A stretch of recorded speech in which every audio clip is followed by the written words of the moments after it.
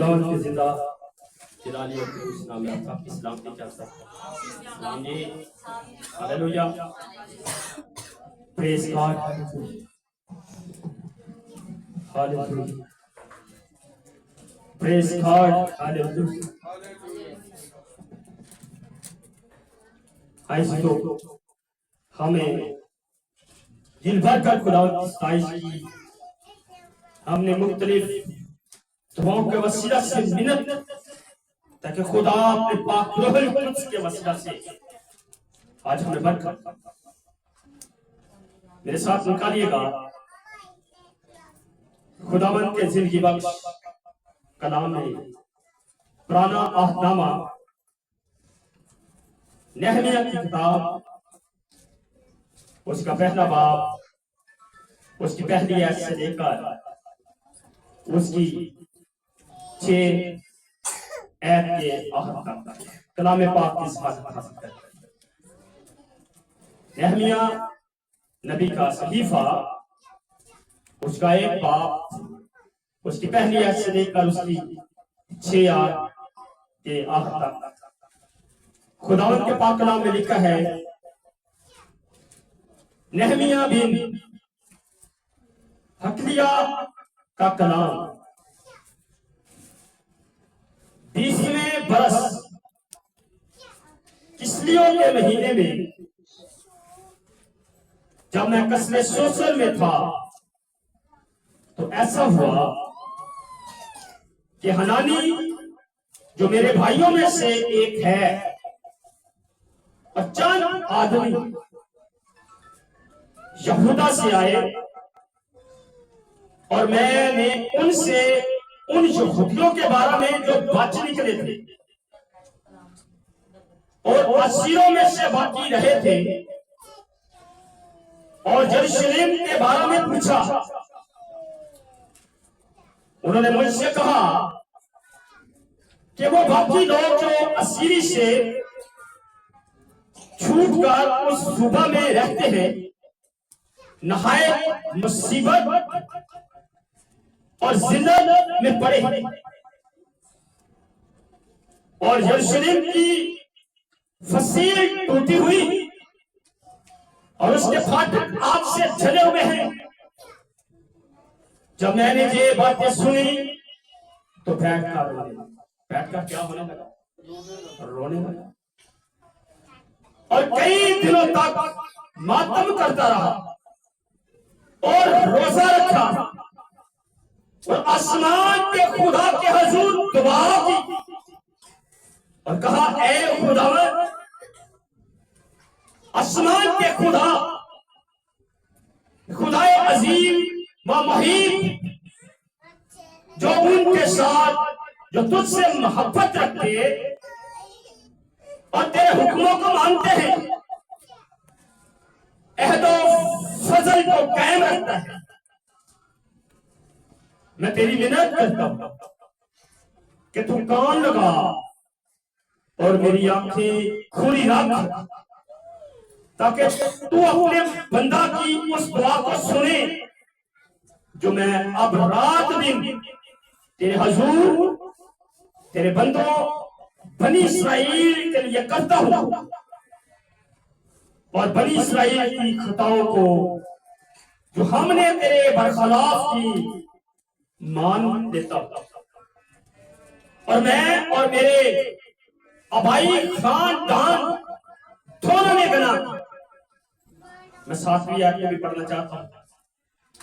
हमने तेरे खिलाफ बड़ी बदी की है और उन हुक्मों और आइन और फरमानों को जो तूने अपने बंदा मूसा को दिए नहीं माना।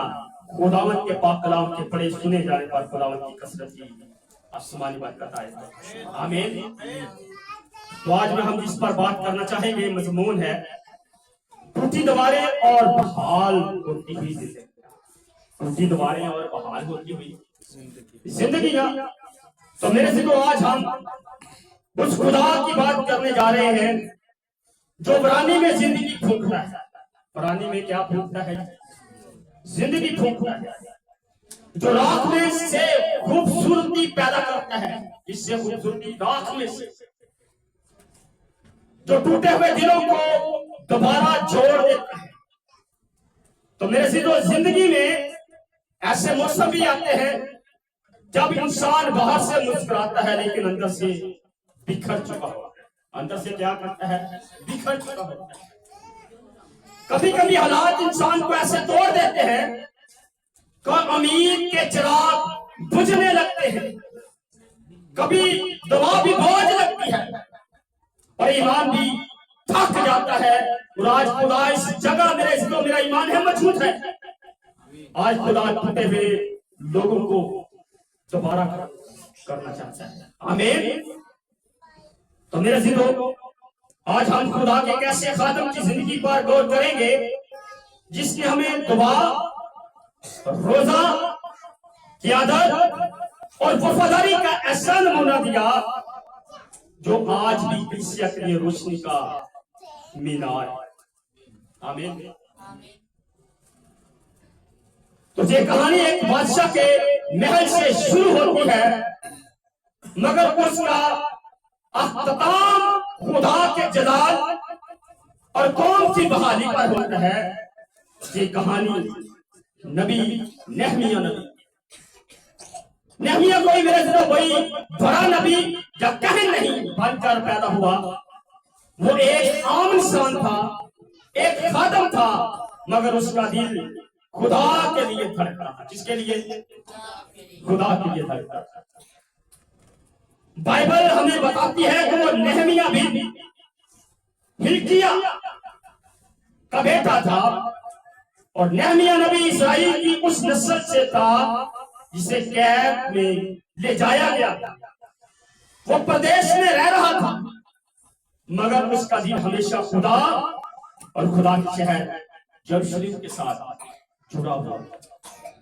نہمیہ کا پیشہ عام نہیں تھا میرے دوستو، وہ فارس کے بادشاہ ارتخشستہ، کیا کہا جائے بادشاہ ارتخشستہ کا ساقی تھا، جس طرح ایک باپ اگر اس کی اشارہ پڑھے تو خدا کے کلام کے اندر پتہ کیا لکھا، غور سے سنیے گا۔ اگر آپ حوالوں کو سنیں گے تو آپ کی اس کی سمجھ نہیں آئے، میرا ایمان آپ برکت لے کر جائیں گے۔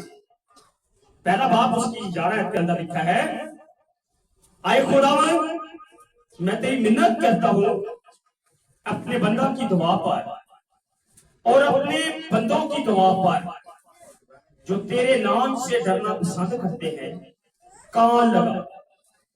آج میں تیری منت کرتا ہوں اپنے بندہ کو کامیاب کر اور اس شخص کے سامنے اس پر فضل کر۔ آمین۔ آگے بریکٹ کے اندر لکھا ہے، میں تو بادشاہ کا ساقی تھا۔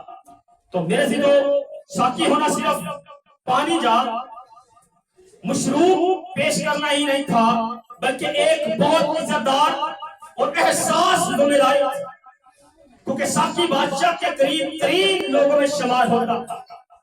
اس سے ظاہر ہوتا ہے کہ خدا پہلے ہی نہمیہ کو ایک اہم مقام پر تیار کر رہا تھا۔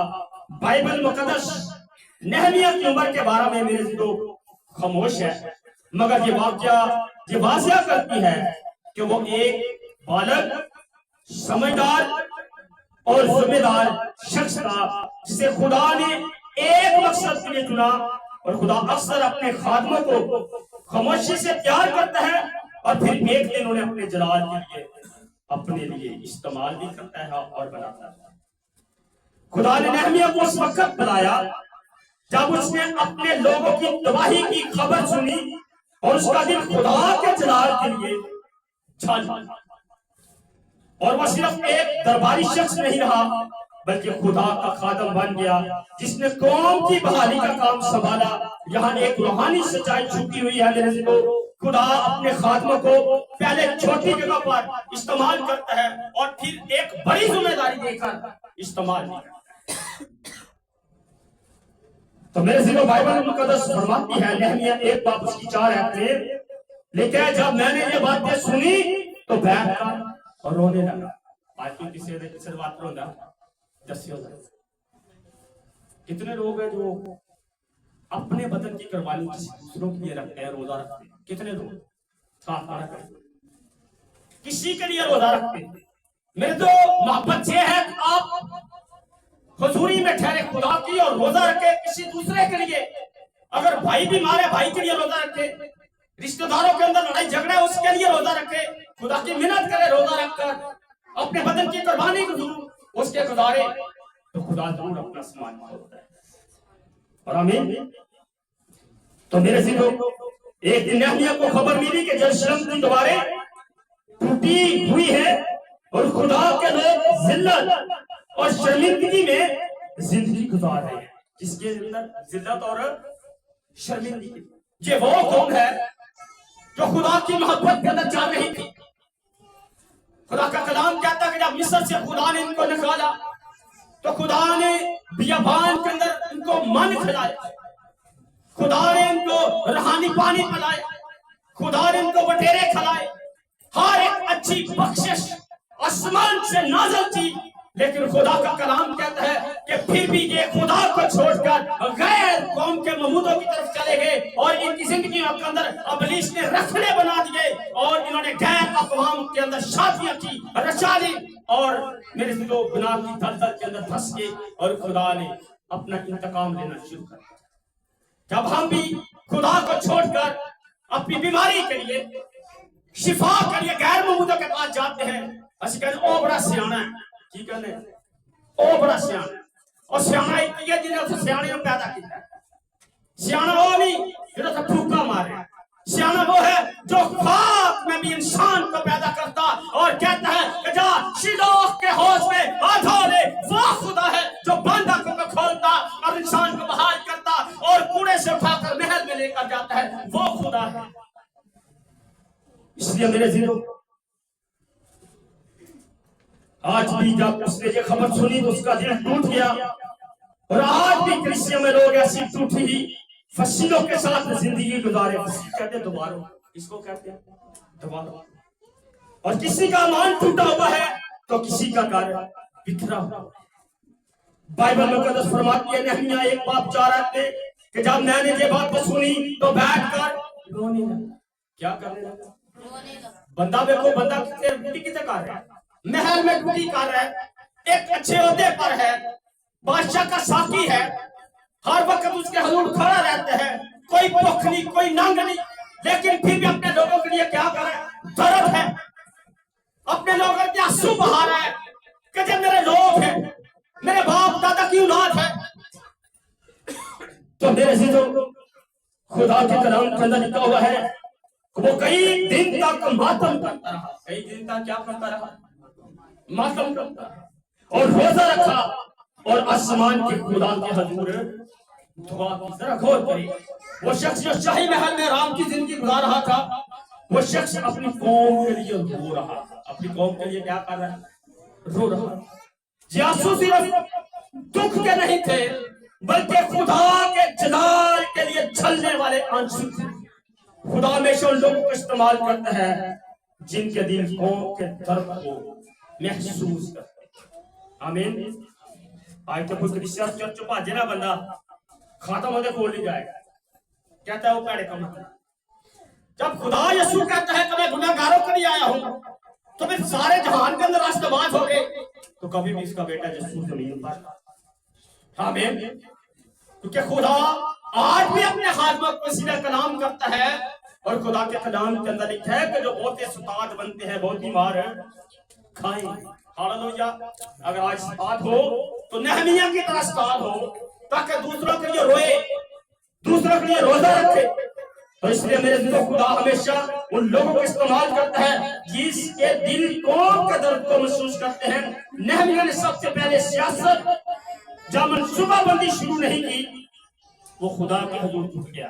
اس کے حضور اگر آپ بھی بیماری کے اندر ہیں, گھر میں کوئی منصوبہ لے کر آپ خدا کی حضوری میں کھڑے ہوتے ہیں تو سب سے پہلے آپ اس کو شروع نہ کریں بلکہ سب سے پہلا اول اور درجہ خداوند کو دیں. آمین. کہ خداوند یہ کام میرے بس کے اندر نہیں ہے, تیرے بس کا ہے. میں انسان تو مالک ہے, اگر کسی کے پاس اولاد نہیں تو میرا ایمان ہے خدا کی حضوری میں, چونکہ خدا آج بھی اپنے سامان کے نیچے کھول کر اگر وہ ابراہیم کو 100 साल की उम्र में इसहाक जैसा बेटा अता कर सकता है।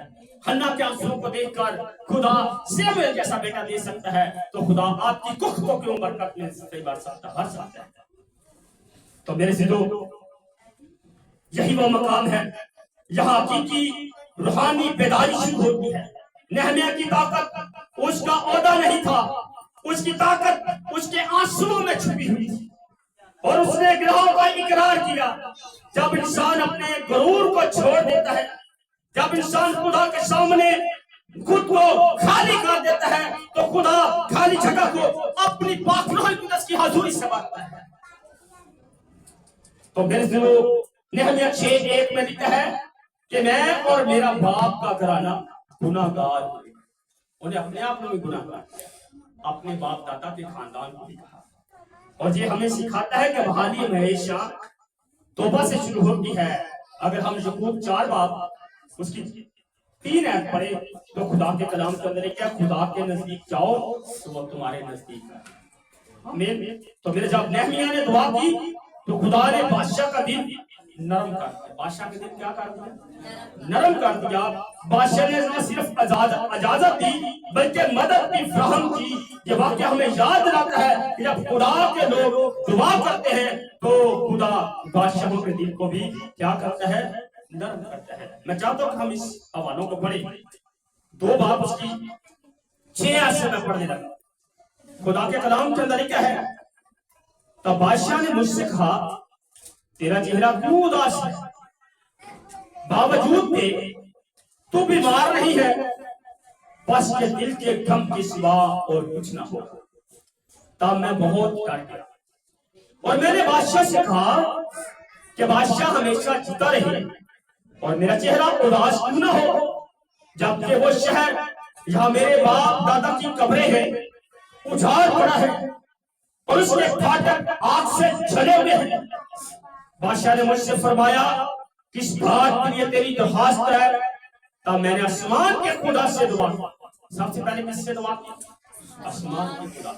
बादशाह ने बोल नहीं, उसकी मिन्नत बाद में की, मैंने खुदा की मिन्नत की। और फिर मैंने बादशाह से कहा, अगर बादशाह की मर्जी हो और अगर तेरे खादम पर तेरे करम की नजर है, तो तू मुझे यहूदा में मेरे बाप दादा की कब्रों के शहर को भेज दे, ताकि मैं उसे तमीर करूं। यहाँ पर यह हवाला वो भी लोग लेते हैं जो कब्रों पर दुआएं मांगते हैं। वो ये हवाला बड़ी खुशी के साथ फरमाते हैं, कहते थे नेहमिया भी तो कब्र बनाने गया। यहाँ पर कलाम के अंदर कब्रें बनाने का जिक्र नहीं है, यहाँ पर फसील को बनाने का जिक्र है। मैं ये नहीं कहता कि आप कब्रों पर ना जाएं। अगर मिट्टी नहीं है, हड्डियां मुर्दे की बाहर हैं, तो आप उस हड्डियों को की बेहरुमती ना रोने दे, उसको दबाएं, मिट्टी डालें, लेकिन आप वहां पर फातिहा खानी नहीं कर सकते, क्योंकि खुदा का कलाम ये इजाजत नहीं देता। अगर खुदा का कलाम कहता है कि जिंदा जानते हैं मुर्दा कुछ नहीं जानता, तो रूह कहाँ पर होती है? खुदा के पास रूह। कब्र के अंदर क्या होता है? निजासत और हड्डियां होती हैं, लेकिन खुदा इन हड्डियों को दोबारा बेदार करेगा। और यहाँ पर हमने क्या देखा है?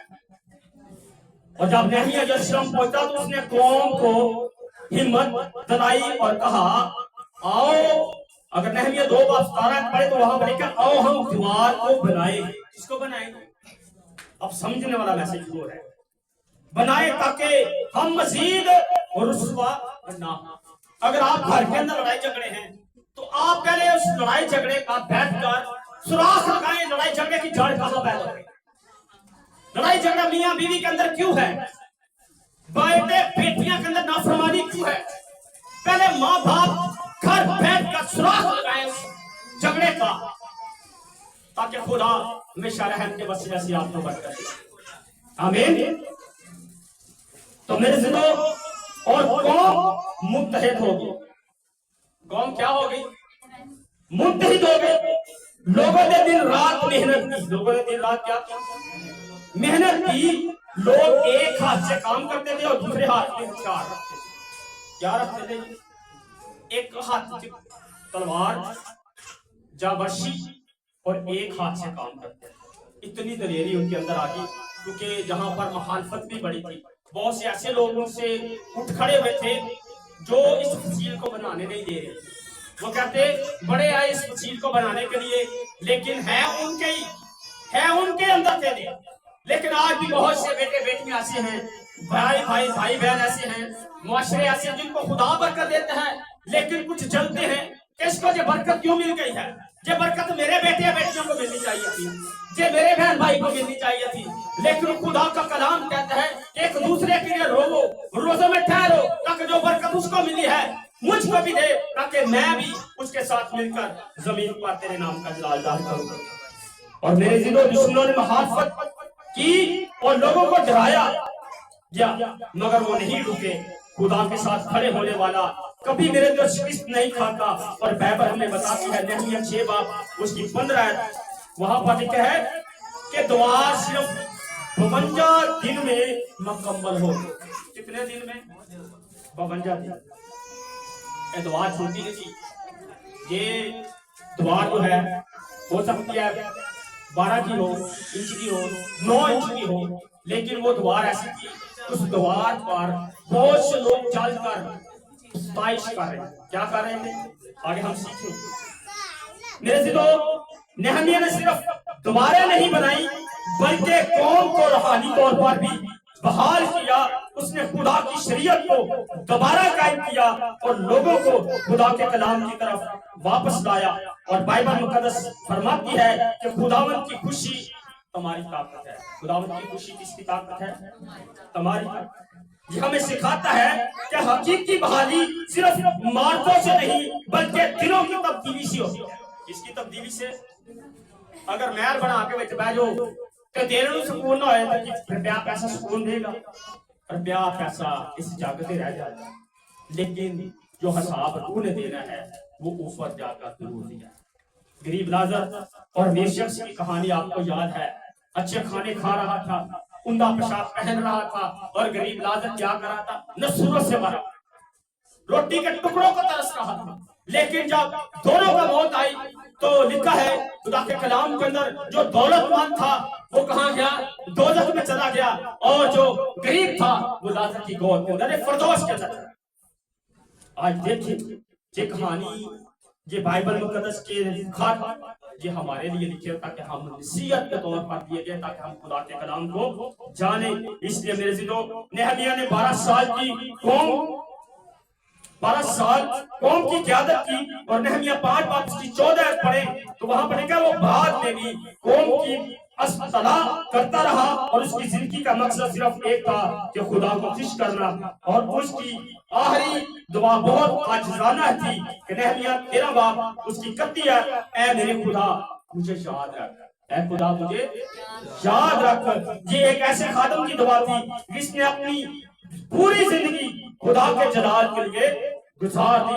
تو میرے سے جب دوبارے مکمل ہوئی تو قوم نے جشن منایا۔ قوم نے کیا منایا؟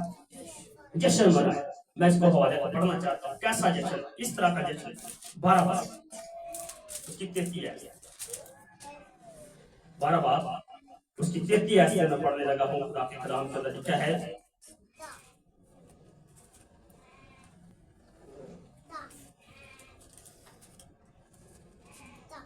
لکھا ہے 38 ہے، اور شکر گزاری کرنے والوں کا دوسرا قول، اور ان کے پیچھے پیچھے میں اور آدھے لوگ ان سے ملنے کو دیوار پر، تندوروں کے برج کے اوپر چوڑی دیوار تک، اور افرائیم پھاٹک کے اوپر پرانے پھاٹک اور مچھلی پھاٹک اور ہنینیل کے برج اور ہماتا کے برج پر سے ہوتے ہوئے پیٹ پھاٹک تک گئے اور پیر والوں کے پھاٹک پر کھڑے ہو گئے۔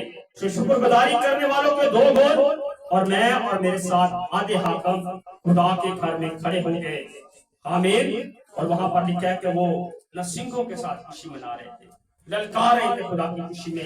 مگر میرے ذہن یہ جشن انسان کی محنت کا نہیں بلکہ خدا کی قدرت کا جشن تھا۔ قوم نے حمد کے گیت اور سازوں کے ساتھ خدا کا شکر ادا کیا۔ یہ ہمیں سکھاتا ہے کہ جب خدا ہمیں کامیابی دیتا ہے تو ہمیں اپنی طاقت یا منصوبے بندی پر فخر نہیں کرنا چاہیے بلکہ خدا کا جلال ظاہر کرنا چاہیے۔ بائبل ہمیں بار بار یاد دلاتی ہے کہ ہر برکت خدا کی طرف سے ہے، اور جب انسان شکر گزاری کرتا ہے تو وہ برکت قائم رہتی ہے۔ نہمیہ نے قوم کو دو بڑے گروہوں میں تقسیم کیا، جو دوات پر چلتے ہوئے خدا کی حمد کر رہے تھے۔ یہ منظر صرف عبادت نہیں تھا بلکہ اتحاد کی علامت تھا۔ قوم کے سب لوگ، کہن، لاوی، رہنما اور عام لوگ سب خدا کے حضور شکر گزاری میں شریک۔ آج پورا کار کما رہا ہے لیکن کار سے برکت، پورا کار کما رہا ہے لیکن کار سے برکت۔ اکثر لوگ ہمیں کہتے ہیں کہ بھائی صاحب دعا کرو، اتنا پیسہ آتا ہے پتہ نہیں لگتا۔ میرے سے تو رکھنے دیکھیں، ہاتھوں میں رکھنا کہاں، کیونکہ خدا ہمیشہ تھوڑی میں بھی برکت دیتا ہے اگر ہم پورے دل کے ساتھ شکر گزاری کرتے ہیں۔ شکریہ آمین۔ یہ نہ کیا ہوگا کہ آیا کدھر گیا، شکر کرے تو خدا من تو ہور دے گا، چلا گیا تو ہور آ جائے گا۔ اگر اسی پچھلے نوں رواں گے تو اگلا پیسہ، آمین، اگلی برکت نوں بک کریا کرو۔ خدا من تیری شکر گزاری کرنے پیسہ لگ گیا، خدا تو ہور دے گا۔ کئی سائیکل مانگ رہے ہیں، خدا نے آتے کار دا منصوبہ لے، آمین۔ کئی اور منصوبے پائی دے، خدا نے آتے بہت بڑا منصوبہ رکھا۔ اس لیے میرے دلوں آج آپ خدا کے منصوبوں کو دیکھیں، اور خدا کے کلام کے اندر میرے دل نہمیہ جانتا تھا کہ اگر قوم صرف تعمیر پر خوش ہو کر خدا کو بھول جائے گی تو وہ برکت قائم نہیں رہے گی۔ اس لیے اس قوم نے میرے دلوں شکر گزاری، عبادت اور قربانی کی طرف رہنمائی دی، اور جب انسان خدا کا شکر ادا کرتا ہے تو وہ خدا کے ساتھ اپنا تعلق مضبوط کرتا ہے۔ ایک اور بھی چھٹی ہوئی گل ہے، میں میسج دے وچ نہیں لینا چاہتا، میسج بڑا لمبا ہو جاتا۔ انہاں پتہ کی کیتا سی، غیر قوماں دی بیٹیاں نوں تے غیر قوم دے بیٹیاں نوں شادیاں رچا دی، اور جب نہمیہ نے ان کو اکٹھا کیا تو انہاں دی زبان ہی ملن نہیں رہی، کوئی یہودی سی، کوئی کی سی۔ انہیں انہاں نوں بعد چ پھڑیا، پہلے وہ اپنے سر چ خاک پایا، آپ رو رہے ہیں، خداوند ہم تیرے اور یہ لوگ اور میں گناہ گار ہیں، تاکہ ان کے غیر قوم کے اندر شادیاں، کیونکہ خدا کا کلام کہتا ہے نہ ہم بات میں نہ تو ایک پاس کھوکا ٹکیالے پجاری چلا دی، ایک پاس ٹھگا لا دیے تو میچ بن جائے گا؟ نہیں بنے گا، بیلنس کبھی نہیں۔ اگر ہم ایک طرف خدا کے لوگ ہو، ایک طرف دنیا دار کے لوگ ہو، تو بیلنس بن جائے نہیں بنے گا۔ خدا نہیں چاہتا کہ میرے لوگ ایسے کریں۔ اس لیے اب نہمیہ کی زندگی سے میرے دل و کلیسیا کو کیا سبق ملتا ہے؟ اب ہماری سمجھنے کی بات، نہمیہ کا کام ختم ہو گیا، اب کلیسیا کی بات ہے کہ خدا ہماری زندگی سے کیا کرے۔ روزے آنے والے شروع ہونے والے، ہن دسو روزے کتنے ہیں ساڈے؟ کتنے روزے؟ 365 دن۔ ہن کہے گا پال صاحب نے نواں ہی کھاتا کھول، کتنے روزے ہیں؟ 365 روزے۔ کتنے روزے ہیں؟ کلام نے تو لکھا جب بھی تم روزہ رکھو، یہ لکھا جب بھی تم روزہ رکھو، یہ مطلب ہے کہ 40 دن کو مور نہیں لگ گئی، 365 دن جب چاہے روزہ رکھو۔ یسوع نے کہا 40 دن ہی روزہ نہیں رکھنا، جدوں تیرا دل کرے، اپنی روح دی مضبوطی واسطے، بہن بھرا دی بیماری واسطے تسی روزے چ ٹھہر سکتے ہو۔ تے روزہ صرف فاقہ ہی نہیں، روزہ رکھو جڑا تہاڈی روح جان بدلنے دی تقویت واسطے۔ ساری دیہاڑی بھوک نہ سو لینا تے بدن نوں مار لینا تے روح کھڑکدی رہے، اور روح نوں مضبوط تا ہوندا ہے جدوں تسی خدا دی حضوری وچ بیٹھ کے توبہ کرو، دعا کرو، حمد گیت گاؤ، آمین۔ اس لیے میرے دوستو آج ہم نہمیہ کی زندگی سے باتیں سیکھیں گے۔ نمبر 1، روزہ عاجزی اور فروتنی کی دعوت۔ روزہ کس کی دعوت ہے؟ عاجزی اور فروتنی کی دعوت ہے۔ نہمیہ نے خدا کے حضور اپنے آپ کو فروتن کیا۔ اپنے آپ کو کیا؟ فروتن کا مطلب ہے جھکا دینا۔ کیا کرنا؟ جھکا دینا۔ اور اس نے نہ صرف قوم کے گناہوں کا بلکہ اپنے گناہوں کا بھی اقرار۔ یہ نہیں کہ پادری آپ تو کوئی میں سب کو پاک صاف، اے تھلے سارے گناہ کر، پادری بھی سنیا جب تک پادری اپنے گناہوں کا اقرار نہیں کرے گا اپنی تمام طرح کی زندگی کے حالات کو خدا کے آگے نہیں رکھے گا، نسیہ کو کبھی برکت نہیں ملے گا۔ آمین۔ اس خادم نے کیا کیا؟ پہلے اپنے گناہوں کا اقرار کیا، پھر اپنی قوم کا گناہوں کا اقرار کیا۔ تو لکھا ہے کہ روزہ ہمیں سکھاتا ہے کہ ہم اپنی کمزوریوں کو مانیں، اپنی کمزوریوں کو مانیں، اپنی انا کو توڑیں اور خدا کے حضور عاجزی اختیار کریں۔ اور خدا کا کلام فرماتا ہے یعقوب 4 باب کی 6 آیت کے اندر لکھا ہے کہ خدا مغروروں کا مقابلہ کرتا ہے۔ خدا کس کا مقابلہ کرتا ہے؟ مغروروں کا مقابلہ، مگر فروتنوں کو فضل بخشتا ہے۔ کس کو فضل بخشتا ہے؟ فروتنوں۔ جب کسیا کے لوگ عاجزی اختیار کرتے ہیں تو خدا کا فضل اس پر نازل ہوتا ہے۔ آمین۔ نمبر 2، روزہ خدا کے وعدوں کو پکڑنے کا وسیلہ ہے۔ روزہ خدا کے وعدوں کو پکڑنے کا وسیلہ ہے۔ نہمیہ نے اپنی دعا میں خدا کے وعدوں کو یاد کیا۔ اس نے کہا کہ خدا اپنے لوگوں کو واپس لانے اور بحال کرنے کا وعدہ کرتا ہے۔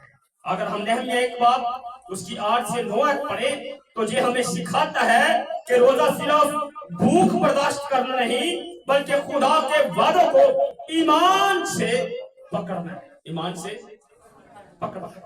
جس طرح جسایہ 55 باب اس کی 11 آیت دیکھیں تو وہاں پر لکھا ہوا ہے کہ میرا کلام جو میرے منہ سے نکلتا ہے کبھی بے انجام واپس نہیں آئے گا، جو میں چاہتا ہوں وہی پورا کرے گا۔ جب کلیسیا روزہ رکھ کر خدا کے وعدوں پر ایمان لاتی ہے تو برکتیں گھروں میں آتی ہیں، برکتیں گھروں میں۔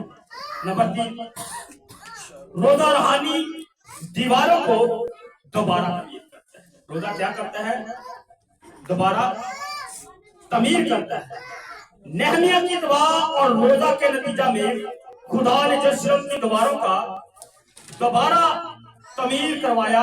دوبارہ تحفظ، برکت اور شناخت کی علامت۔ آج بھی کئی خاندان، زندگیاں اور کلیسیائیں روحانی طور پر کمزور ہو جاتی ہیں، مگر جب خدا کے لوگ روزہ اور دعا کرتے ہیں تو خدا ٹوٹی ہوئی دیواروں کو دوبارہ کھڑا کرتا ہے۔ جس طرح زبور 127 اس کی 1 آیت کے اندر لکھا ہے اگر خداوند ہی گھر نہ بنائے تو بنانے والے کی محنت کیا ہے؟ اگر خداوند ہی شہر کی حفاظت نہ کرے تو کون حفاظت کرے؟ ہاللویا۔ اس کے لیے آپ اس زبوروں کو دیکھیں، یہ آپ کے لیے باتیں ہیں۔ نمبر 4، روزہ خدا کی حضوری میں ٹھہرنا سکھاتا ہے۔ روزہ ہمیں دنیا کی مصروفیات سے لگ کر کے خدا کے قریب لے جاتا ہے۔ جب کلیسیا روزے کے دوران خدا کی حضوری میں ٹھہرتی ہے تو روح القدس نئی طاقت، نئی بصیرت اور نئی برکت دیتا ہے۔ نمبر 5، روزہ برکت کو محفوظ رکھنے کا ذریعہ ہے۔ بہت دفعہ خدا برکت دیتا ہے مگر انسان اس کو سنبھال نہیں پاتا۔ انسان اس کو کیوں نہیں کرتا؟ اگر کسی نے روح القدس کی نعمت ملی انہیں روح القدس کی نعمت کا قدر نہیں۔ بعد کا خدا ماں باپ کو لا دیتا ہے، ذمہ داری دیتا ہے، لیکن ماں باپ بیٹے بیٹیوں کی حفاظت نہیں کرتے، ان کو مسیحی ایمان میں مضبوط نہیں کرتے، اور جب وہ بڑے ہوتے ہیں تو ان کو مشکلات کا سامنا کرنا پڑتا ہے۔ تو میرے ذرو نہمیہ نے صرف دوبارہ تعمیر نہیں کروائی بلکہ قوم کو روحانی طور پر مضبوط کیا۔ روحانی طور پر وہاں لکھا ہے کہ انہوں نے شریعت کو دہرایا، ان باتوں کو دہرایا، وہ روئے، اپنے گناہوں کا اقرار کیا اور پھر سے خدا کی حضوری میں بیٹھ کر اسی طرح حمد اور ثنا کرنے لگے جیسی اس دور میں کر رہے تھے۔ آمین۔ اور ایک میں بات بتانا چاہتا ہوں، عذرا کی کتاب کے اندر لکھی ہوئی ہے، جب وہاں پر ہیکل بن گئی تو نوجوان تو خوشی سے للکار رہے تھے لیکن بوڑھے رو رہے۔ کیا رو رہے؟ یہ جو لفظ دو ہے یہ اہم دی کہ نوجوان خوشی منا رہے ہیں اور بوڑھے رو رہے ہیں، وجہ کیا؟ وہاں پر وجہ دے دی، وہ سمجھ رہے تھے ہیکل تو بن گئی ہے لیکن اب خدا کا جلال اس ہیکل کے اندر نہیں ہے، اب خدا اس میں موجود نہیں ہے۔ اس لیے یسوع نے کہا تھا کہ اب میں اس ہیکل میں نہیں رہوں گا بلکہ میں اس ہیکل میں رہوں گا جو میں نے ہاتھوں سے بنائی، جو بدن جو نشان میں ان میں رہنا پسند کروں گا۔ اس لیے خدا کا کلام کہتا ہے جہاں 2 یا 3 میرے نام سے جمع ہے میں ان کے درمیان موجود۔ اس لیے میرے دلوں نہمیہ 8 باب اس کی 10 سے وہ جانتا تھا کہ خوشی اور عطائیت کے بغیر برکت قائم نہیں رہ سکتی۔ خداوند فرماتا ہے کہ خداوند کی خوشی تمہاری طاقت ہے۔ جب کلیسیا دعا، روزہ اور عطائیت میں رہتی ہے تو برکت صرف ملتی ہی نہیں بلکہ قائم بھی رہتی ہے۔ تو میرے دوستو آج خدا ہمیں بتا رہا ہے کہ ہم نہمیہ کی طرح اپنے دلوں کو تیار کریں، ہم صرف رسم کے طور پر روزہ نہ رکھیں بلکہ ٹوٹے ہوئے دل کے ساتھ خدا کو تلاش کریں، ٹوٹے ہوئے دل کو۔ اور ایک اور بات بتاتا ہوں، روزہ 24 گھنٹے ہے، کتنے گھنٹے کا؟ 24 گھنٹے۔ اگر خدا کے لوگ اپنے رشتے کو مضبوط کرنا چاہتے ہیں 24 گھنٹے کا روزہ نہیں رکھ سکتے، وہ خدا کے ساتھ اپنا ٹائم سلیکٹ کر سکتے ہیں۔ شام کو 1 بجے تک ٹھہر سکتے ہیں، 2 بجے تک ٹھہر سکتے ہیں، 3 بجے تک ٹھہر سکتے ہیں، تاکہ خدا آپ کو برکت دے سکتا ہے۔ اگر اسی فلم لا کے 3 گھنٹے بیٹھ سکتے ہیں تو خدا دی حضوری کے 12 گھنٹے کا روزہ کیوں نہیں رکھ سکتے؟ فرض کرے اگر ایک بیٹا بیٹی روزہ رکھ رہا ہے اور نہیں بھائی کوئی 14 گھنٹے کا روزہ نہیں رکھا، 24 گھنٹے کا پانچ رکھے گا۔ اگر وہ ایک دن 14 گھنٹے کا رکھے گا تو میرا ایمان ہے 2-3 دن بعد وہ 24 گھنٹے کا بھی روزہ رکھے گا۔ جب خدا کی حضوری آتی ہے، مموری آتی ہے، بدن کو برکت ملتی ہے، روح کو برکت ملتی ہے تو انسان خدا کے ساتھ چلنا شروع کر دیتا ہے۔ تو میرے دلوں آج خدا ہمیں بتا رہا ہے کہ ہم نہمیہ کی طرح اپنے دلوں کو تیار کریں۔ کس کو تیار کریں؟ بدن کو یا دل کو؟ دل کو تیار کریں۔ ہم صرف رسم کے طور پر روزہ نہ رکھیں بلکہ ٹوٹے ہوئے دل کے ساتھ خدا کو تلاش کریں۔ نمبر 1، اپنے گناہوں سے سچی توبہ کریں۔ اپنے گناہوں سے کیا کریں؟ سچی توبہ۔ نمبر 2، خدا کے وعدوں کو ایمان سے پکڑیں۔ خدا کے وعدوں کو ایمان سے پکڑیں۔ نمبر 3، اتحاد، اعتماد اور محبت میں رہیں۔ نمبر 4، خدا کی حضوری کو اپنی پہلی ترجیح بنائیں۔ خدا کا وعدہ ہے، اگر ہم نکالے میرے ساتھ جن کے پاس بائبل مقدس ہے، دوسرا تواریخ اس کا 7 باب اس کی 14 آیت کے اندر لکھا ہوا ہے، تب اگر میرے لوگ جو میرے نام سے کہلاتے ہیں خاکسار بن کر، کیا بن کر؟ خاکسار بن کر دعا کریں اور میرے دیدار کے طالب ہوں اور اپنی بری راہوں سے پھریں تو میں آسمان پر سے سن کر ان کا گناہ معاف کروں گا۔ ان کا گناہ کیا کروں گا؟ معاف کروں گا اور ان کے ملک کو بحال کروں گا۔ آمین۔ تو میرے تو آج خدا شاید کسی ایسے دل کو ڈھونڈ رہا ہے، ایسے دل کو ڈھونڈ رہا ہے جو خدا کے لوگوں کے لیے رو سکے۔ جن کے لیے اپنے واسطے گا، لوگوں کے لیے، جن کے لیے لوگ، اگر کسی بیٹے بیٹی کے پاس اولاد نہیں ہے تو ہمیں ان کے لیے روزہ رکھ کر رونا چاہیے تاکہ خدا ان کو کیا دے؟ اولاد دے۔ تو شاید کسی ایسے شخص کو بلا رہا ہے جو دعا اور روزہ کریے ذریعے بحالی لے آئے۔ اگر ہم خدا کے حضور جھک جائیں تو خدا ہماری کلیسیا میں نئی بیداری اور نئی برکت نازل کرے گا، اور خدا کرے کہ آنے والے روزے ہمارے کلیسیا کے لیے روحانی انقلاب، بحالی اور جلال کا سبب۔ آمین۔ خالی پوکھرتا چلا رہا، ہمیشہ اپنے بدن کے لیے ساتھ روح کی بحالی کے لیے بھی خدا کی حضوری میں آئے۔ آمین۔ ہم جو کھاتے ہیں وہ اپنے بدن کو طاقت دیتے ہیں۔ میں نہیں کہتا کہ آپ کھاؤ پیو نہ، اپنے بدن کو طاقتور بناؤ۔ صحت دے جہاں آنے، صحت دے تے جہاں آنے، اگر صحت نہیں تے جہاں آنے، لیکن اپنی روح کو بھی مضبوط کریں۔ آمین۔ آج کتنے لوگ ہیں جن کو اس کلام کی سمجھ آئے؟ آمین۔